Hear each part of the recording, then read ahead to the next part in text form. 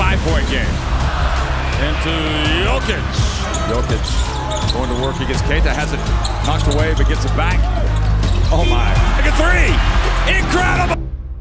If you're anything like me, by late August, you're absolutely thirsty for some basketball action. The NBA's been silent for weeks, your favorite team's roster moves are done, and you're stuck rewatching old highlights on repeat. But thankfully, EuroBasket 2025 is here to help quench that thirst. And what better way to kick things off than watching the best player in the world, Nikola Jokic, absolutely dominate the international stage. There goes Jokic. Two-handed jam. Three-time NBA MVP, fresh off another historic season, now leading Serbia's golden generation toward what could be their moment of glory. But there's a problem. Actually, there are several problems. And if Serbia's not careful, their golden opportunity could slip away fast. Serbia's currently 3-0. Jokic is in MVP form. He just dropped a national team career high 39 points. So what's exactly the Jokic problem? Let's break it down. Before we dive into Serbia's situation, let's set the stage. EuroBasket 2025 is running from August 27th through September 14th. And this isn't just some friendly exhibition tournament. This is where European basketball supremacy is decided. This is where legends are made. And this year, the talent level is absolutely stacked. Serbia finds themselves in Group A, sharing the stage with Turkey, Portugal, Latvia, the Czech Republic, and Estonia. All group games are being hosted in Riga, Latvia, and let me tell you, that home crowd advantage for Latvia, it's real. Just ask Turkey and Serbia, who silenced 11,000 screaming fans during their games. Here's where it gets interesting. After 3 games, both Serbia and Turkey sit perfect at 3-0, both having already clinched their spots in the round of 16. Their September 3rd collision isn't just for group supremacy, it's a preview of what could be a championship game down the line. Serbia's path to the top of the group looks smooth on paper.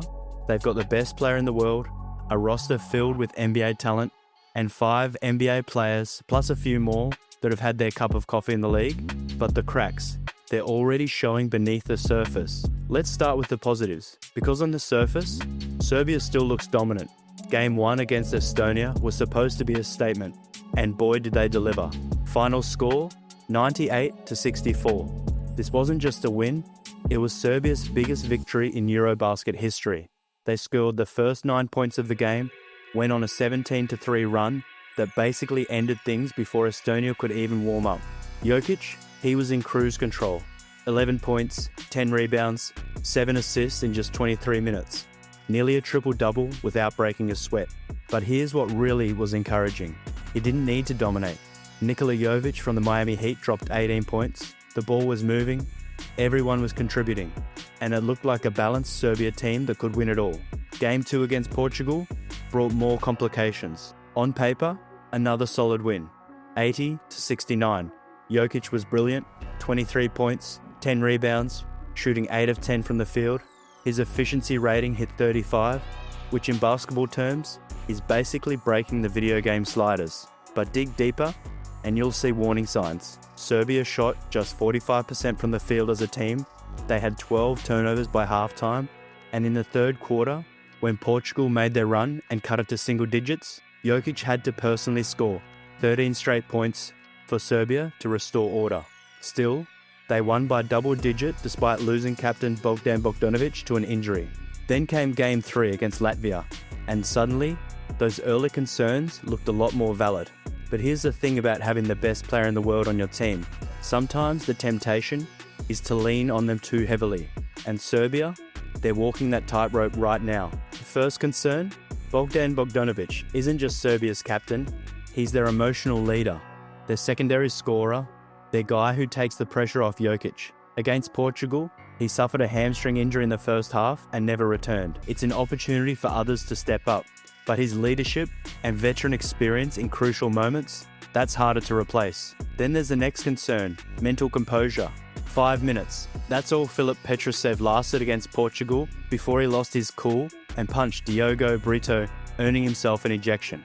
Look, emotions run high in international basketball.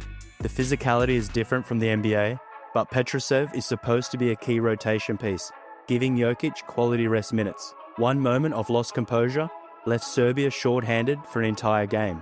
The good news? Petrusev bounced back against Latvia with 12 solid points, showing he learned from his mistake. But Serbia needs everyone locked in mentally, especially when the knockout rounds arrive and every possession matters. Then there's the turnover epidemic. 15 turnovers against Portugal, 12 in the first half alone. This isn't just sloppy, it's systematic. They're trying to force a spectacular pass instead of taking the simple one. They're playing at a pace they can't quite control. The Estonia game showed they can take care of the ball when clicking. 32 assists speaks to great ball movement. And here's where we saw the most concerning pattern emerge. The fourth quarter against Portugal. Jokic sits for rest. Serbia scores 0 field goals in 6 minutes. The only points? Free throws from Nikola Milutov. Portugal cuts it to 9 before Jokic returns. Against Latvia, same story, different verse. Serbia led by 16 at one point, controlling the game. But when Jokic had to rest, Latvia made their runs. The home team cut it to just 4 points with under 2 minutes left. Davis Bertans drilling a crucial 3 with 1:45 remaining. It forced Jokic to play heavy minutes and score a career-high 39 points just to secure what should have been a comfortable win. What Serbia needs is consistency from their supporting cast. They don't need to be world beaters without Jokic, they just need to hold the fort for 7 to 10 minutes per game. Right now, they're struggling to do that. Now let's talk about August 30th, a day that perfectly encapsulated the difference between Serbia and Turkey. Playing in front of 11,000 hostile fans at Arena Riga, Serbia found themselves in a dogfight. This wasn't supposed to be that close. Latvia was 1-1, fighting for their tournament lives. Serbia was supposed to cruise. Instead, Jokic had to put on a superhero cape. 39 points, a career high for his national team, surpassing his previous best of 32 against Italy in 2022. He shot 15 of 26 from the field, an incredible 62%, despite being the focus of every defensive scheme. He battled through doubles and triples, and even had Kristaps Porzingis trying to slow him down. The game flow told the story. Serbia led by double digits for most of the game, pushing their advantage to 16 points. They dominated the point with 42 points compared to Latvia's 22, but whenever Jokic sat, Latvia chipped away. In the fourth quarter alone, Latvia outscored Serbia 24-17. When Latvia cut it to 82-78 with under 2 minutes left, Davis Bertans drilling a crucial 3, Artis Kurits heating from the corner. It was Jokic who answered. A massive triple to push it back to 7, then clutch free throws with the game on the line. Without those plays, Serbia loses. The concerning part? Serbia needed every single one of those 39 points. Filip Petrusev contributed 12 points in his bounce-back game, but beyond that, supporting cast was largely silent when it mattered most. Now contrast that with Turkey's performance just hours later in the same arena. Where Serbia struggled and survived, Turkey annihilated. 95-54. Turkey won by 41 points. They led by 46 at one point. Portugal managed just 10 points in the entire third quarter. Their coach, Mario Gomez, got ejected after picking up 2 technicals, basically surrendering in frustration. Alperen Sengun set the tone immediately, scoring 14 points in the first quarter alone. He finished with 20 points and a game-high efficiency rating of 27. But here's the kicker. He didn't need to do more. Shane Larkin added 12 points, 5 assists and 4 steals. Batim dropped 14. Kirkin Korkmaz had 12. Even when Cedi Osman had a quiet night with just 7 points, it didn't matter because everyone else stepped up. Turkey shot 60% from the field. They shot 67.5% on 2-pointers, 45% from 3. They held Portugal to 31% shooting overall and just 24% from beyond the arc. The game was over by half-time when Turkey led 51-27. This wasn't a basketball game, it was a basketball clinic. And remember, this is the same Portugal team that gave Serbia problems. While Serbia's been grinding out wins, Turkey has been putting together the most impressive campaign of any team in the tournament. Their run started with a stunning 93-73 victory over Latvia, playing in Riga. Facing 11,000 hostile fans, Turkey never blinked. Cedi Osman dropped 20, Sengun had 16, 8 and 7, and they controlled the game from start to finish. Game 2 against the Czech Republic, even more dominant. Sengun nearly had a triple-double, 23 points, 12 rebounds, 9 assists, on 8 of 9 shooting, 89% from the field. Turkey won 92-78, and it wasn't even that close. But Game 3 against Portugal, that's where Turkey made their loudest statement yet. The 41-point demolition wasn't just about the margin, it was how they did it. Balanced scoring, suffocating defense, perfect execution. Turkey has averaged a 25-point margin of victory through the first 3 games. They've outscored opponents 280 to 193. They have 5 different players averaging double figures. Most importantly, they look like a team that's been together for years and not days. This doesn't mean Serbia should panic, but when you watch Turkey play, you see everything Serbia isn't right now. Balanced, composed, deep, and devastating without needing superhuman performances from their best player.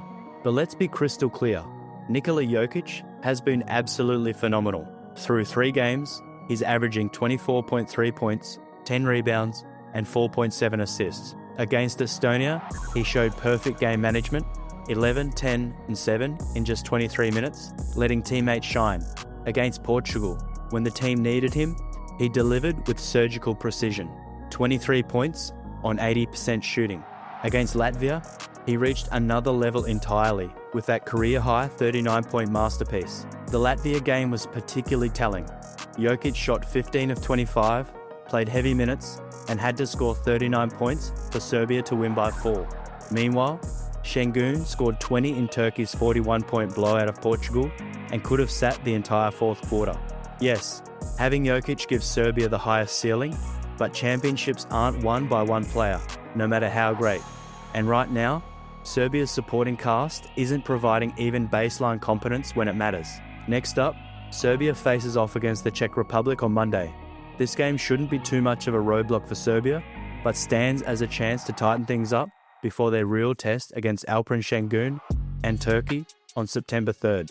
Both teams will most likely enter undefeated, both having clinched round of 16 spots. But this game is about much more than group standings. Jokic vs Sengun is the headline. 2 centers who play like point guards. Jokic is the better player, but Sengun has the luxury of a supporting cast that's clicking, allowing him to impact the game without forcing anything. The wing battle becomes crucial. Can Serbia's guards step up against Osman and Larkin? The 6 3-pointers from Guduric, Avramovic, and Dobric against Latvia offer hope, but consistency is key. The depth test might decide everything. Turkey has won their 3 games by an average of 25 points, Serbia, 16 points, and that includes the 34-point Estonia blowout. Remove that game, and Serbia's averaging just a 7-point margin. Turkey's coach, Ergin Ataman, is a 3-time EuroLeague winner. He just watched film of Jokic scoring 39 and Serbia barely surviving. His game plan will be simple: make someone else beat us. Force Serbia's role players to make plays in crucial moments. The Jokic problem isn't that he's too good or that his teammates are hopeless. It's that after 3 games, including a 39-point necessity against Latvia, we're seeing a concerning pattern emerge. Serbia has the best player in the world. That alone makes them dangerous. But basketball is ultimately a team game, and championships are won by teams that find their identity at the right time. Thursday's game against Turkey isn't just about first place in the group, it's about proving Serbia can win without Jokic, playing like a combination of Michael Jordan and Magic Johnson every single night. The clock is ticking, the knockout rounds are coming, and unless Serbia's supporting cast steps up, their golden opportunity might slip away despite having the golden player. Thursday against Turkey, that's when we find out if Serbia is a championship team or just a Nikola Jokic and friends. Comment below who you think will win between Serbia and Turkey. And if you enjoyed this video, please like and subscribe for more just like this one.